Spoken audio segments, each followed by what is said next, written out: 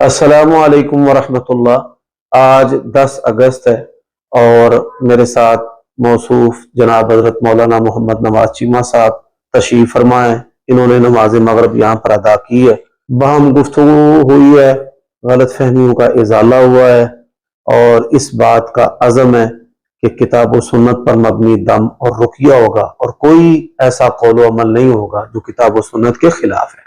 اور تیسری بات، جلد ہی لاہور میں ان کے ہاں ایک نشست ہوگی جس میں جماعت کے مفتیان، جید علماء کرام، مشائخ اور جناب قاری اکبر اسد صاحب بھی شامل ہوں گے اور میں بھی وہاں پر حاضر ہوں گا۔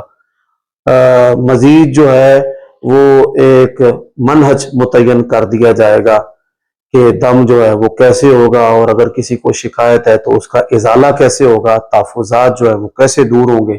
تو یہ ہم نے ایک ویڈیو پیغام دیا ہے تاکہ جو اختلافات سوشل میڈیا پر نشر ہو رہے ہیں وہ سلسلہ جو ہے وہ تھم جائے، رک جائے۔ اللہ تعالیٰ ہمیں اصلاح کی توفیق دے اور کتاب و سنت پر چلنے کی توفیق دے۔